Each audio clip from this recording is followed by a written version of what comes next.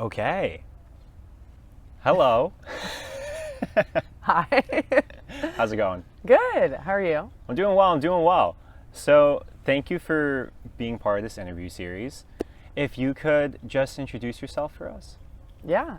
Hi, everyone. I'm Gaby. I'm now a second-year medical student at Stanford. I'm originally from the Boston area, and I'm excited to be featured today. So, the first question that we have for you is what got you interested in medicine? Yeah, I'd say I was pretty interested in medicine from a fairly young age.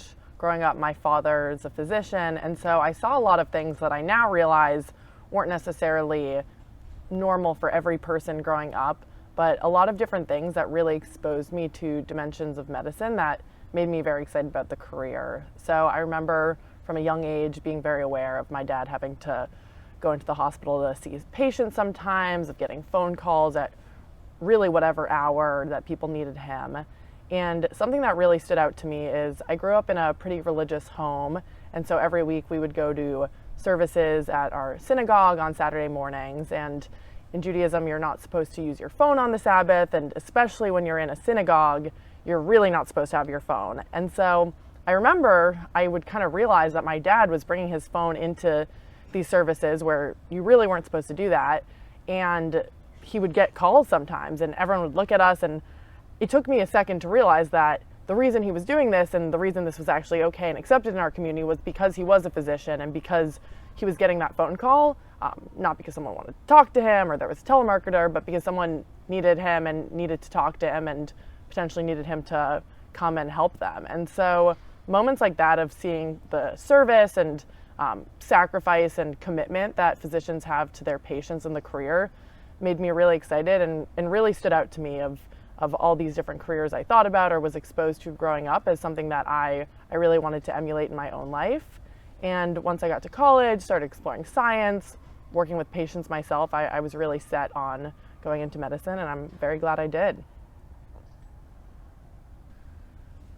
All right, so the next question that we have for you is if you could please describe the type of doctor that you would want to see. That I would want to see. Like not become, but see, just to clarify the question. Or either. Were you going to say something? Sorry. You're joking. Okay. like either. Or maybe even the differences between that. Okay. I'd say the type of doctor I'd want to see, and I've seen doctors like this, are the type of people that walk into the room where you're waiting and seem to really care. I think now being on the other side of med school and medicine, I've seen how busy doctors are, how much they work, how you can be the first or the 40th patient that a doctor sees that day. And I think the best doctors I've seen have been the ones where I don't really know that they might have had a really exhausting call night the night before, or they might have had a really long day in clinic, but they're the type of people that they walk in the room and you really feel like they're listening, and maybe they've seen you before and they remember things about you, or maybe they haven't and they seem really invested in understanding what's been going on with you and how they can help. And so I think that's the type of doctor I look for when I see a physician myself. And I think someone who's really interested in finding solutions and finding a way to fix the problems I come in with, because I think there's times where people come to the doctor and of course there's not always a solution, but I really appreciate when a physician is willing to talk me through my options, even if they're limited, and help me understand where we can go from here, if there's anything we can do, because that has really made me feel empowered and like there's a path forward and like I have a say in my own medical care.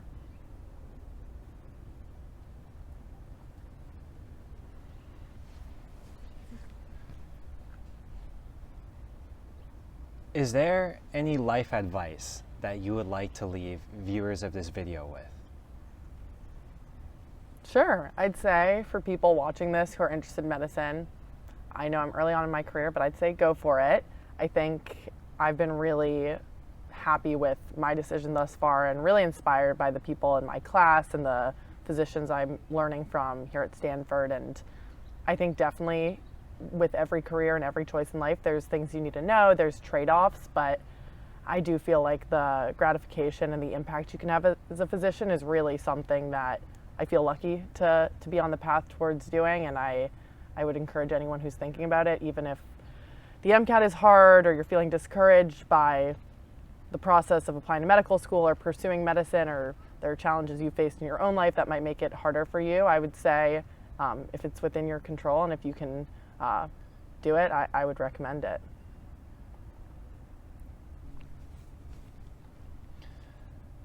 So for follow-up questions, the first one is, you mentioned your family being religious.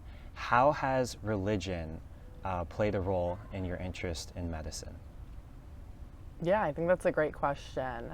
So something that I learned about very early on when I was studying Jewish texts and growing up in my community is that there's all these rules in Judaism, as in all these religions. There's, you can't eat this, you can't eat that, you can't do this, you're supposed to do that, you're supposed to observe this holiday in this way. But what's really cool is there's this kind of universal exception to most things, except of course murder and other horrible acts, which is saving a life. It's called pikuach nefesh. And I think for some people they view science and faith and medicine as somewhat incompatible, but for me, I feel fortunate that the way I practice my religion and my belief system, it really all feels so congruent and additive. And so I think it's been really meaningful to reflect on how not only am I dedicating my life to this career, but my religion and my community that I come from is really supportive of that and actually says, you know what, you're supposed to observe the Sabbath, but if you need to save someone's life, no questions asked, you should go and save that person's life. And all these things that really make me feel like my faith and my religion encourage me to pursue this path.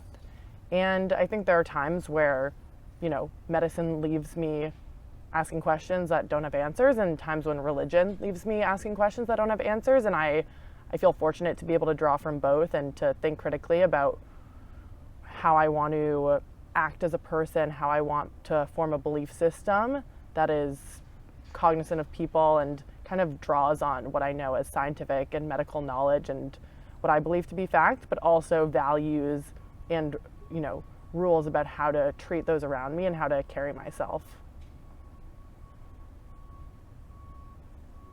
Amazing. Fantastic. Great answer. Oh my God. I'm going to try to ask a few other. You're never going to interview me. So I'm just going to be like, duh. I woke up this morning and I was like, oh God, I have the med school interview, like anxiety. I'm like, what am I going to say? You're doing fantastically, genuinely. Thanks, guys.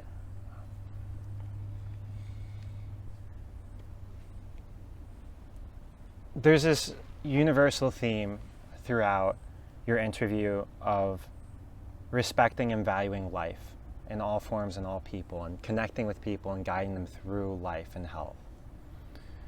What do you want most in life, and what do you find to be the most meaningful aspects of life? Yeah, it's a great question. I'd say I want to be happy and fulfilled and know that I've left some impact in life. Obviously, I'm young and early on, and that might be a naive answer, but I think I want to not just have this title of being a doctor. I don't want to just go to a great school like Stanford and get a great education and go through rigorous training. I want to leave with an ability to do something that actually helps people and actually is the difference between someone struggling in their day-to-day life and being able to do the things they care about and they love and to lead a meaningful and fulfilling life. And so I think the meaning of life for me is largely about the impact I can have on others and medicine, but also about the impact I can have on my community. I really value my friends, my family, and I'm a big believer in service, but not complete self-sacrifice. I think it's important to take care of yourself and establish your own support systems, do things that make you happy and feel energized beyond your professional commitments. And so it's really important to me to lead a balanced life so that I can be a great doctor and role model to people and good community member and family member and friend. So I'd say finding ways to balance that impact on others and joy and things that energize me is probably what is most important to me in life, and I'm hoping to find a way to do that. I'll let you know once I figure out how to do that.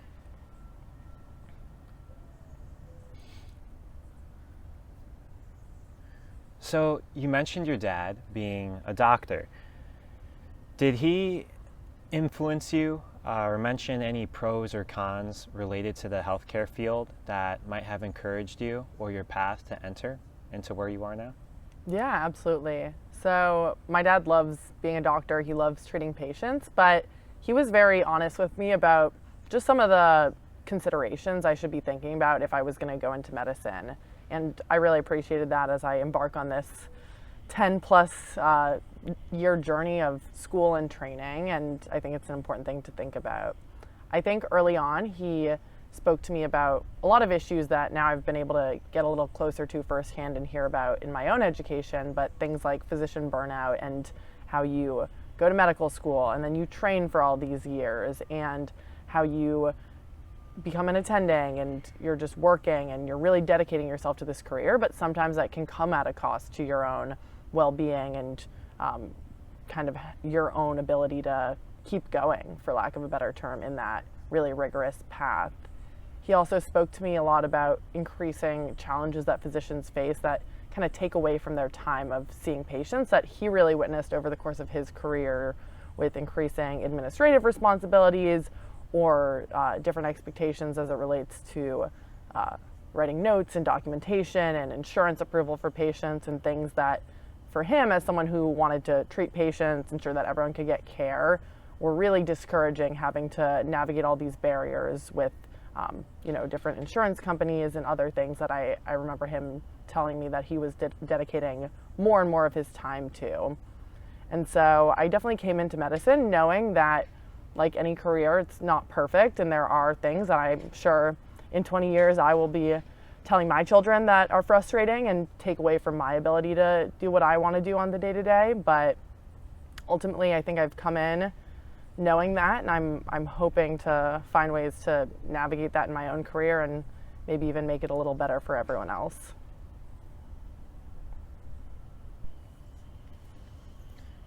Is there anything else that you would like to share in the video?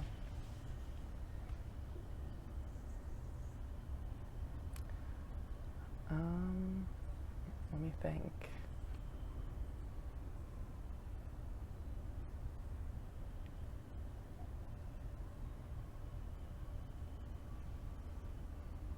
I think just what I said about, I feel like a lot of people get discouraged on the path to medicine, or even once they're in medicine, get discouraged pursuing certain fields, and definitely want people to know that if it's something you're interested in and you've made it as far as you have, regardless of what stage you're at, you probably can do it, even if you don't think you can.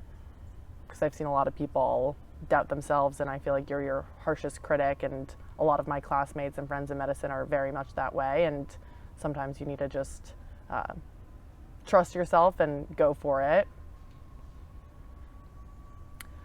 I'd also say something that I've reflected on in my first year of med school that I'm hoping to be able to hold on to is something that they told us at the beginning of medical school, is that when you enter medical training, you're as close as you will be in terms of your exposure to healthcare and knowledge of medicine as your patients. And once you start training and go through your medical education, it could be easy to lose that sense of what a patient walks into a room feeling or thinking about or knowing or confused about. And I think something that I'm hoping to find ways to do is to stay as level and as connected to that sense of what patients might be thinking, and to not think of myself as really any different from them just because I'll have this degree or this training. I think I'll have knowledge and I'll be able to bring that to the table, but there's also things that they have that I won't be able to know about their own experience and disease and conditions. And so I think it's important to try to think yourself as not just some almighty person going through this prestigious career and education, but just as a person who can be a resource and help people through difficult times, and to not lose that in the sense of prestige and seeking a degree and pursuing a career.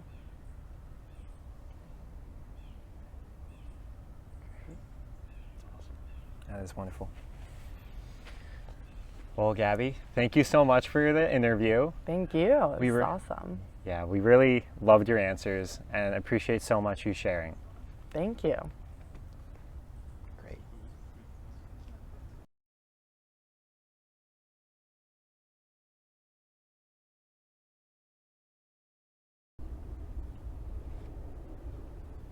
What's your favorite food?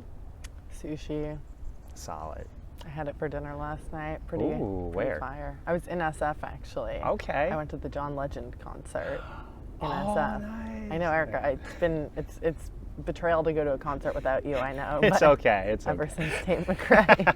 Oh yeah, that was Tate McRae. I heard that Eric had a dress rehearsal for Oh, Tate yeah. McRae when he left your house. Yeah, he was like, yeah, I gotta get to this concert. I got to get to this concert.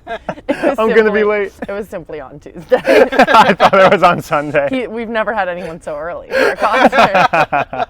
That's so funny. I was like, I'm ready. That's so funny. What are your thoughts on Pokey? Love Pokey. Yeah, it's super good. Okay. Do you have a Pokey place you like around here? You like Pokey? I do like Pokey.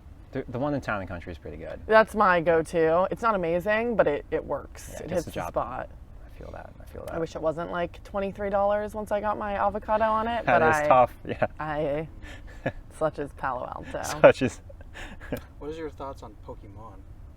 I have a 7.5-year-old brother who would die for Pokemon, so I have to support in solidarity, but I have not many thoughts. Yeah, I don't like the like crazy sushi. Like I actually went to Japan the other month and That's right. yeah, there's some sushi. Well, I can't eat it because it's shellfish, but like the like kind of weirder things like the sea urchin and this and that, I don't eat that. But I eat like nigiri, like tuna nigiri, salmon nigiri, That's good stuff. sashimi.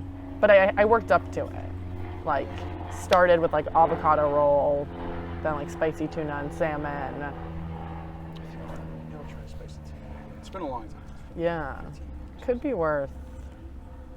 I had a friend who had like a religious experience eating sushi on his honeymoon. I would argue that's me every time I eat it, but They were in Hawaii and went to some super expensive sushi place, and his wife told me that he just got up and walked away from the table like in a daze. And she was like, "Where are you going?" And he was like unresponsive. And he wandered out of the restaurant, and he told me he was like, "I don't know, dude. I like blacked out. It was so good." Just like chewing, watching the sunset. Waves crashing. Bizarre. All right, we're good. okay. Just one last question. Is Pokey just a sushi burrito bowl? It's more than that, It's more actually. than that. How so? I feel like it's kind of its own thing because you can add more than you like in a sushi roll. It's like rice, fish, and like maybe some, avocado or cucumber or scallion, maybe a couple things. But poke bowl, you can really draw from all walks of the poke bar. Yeah.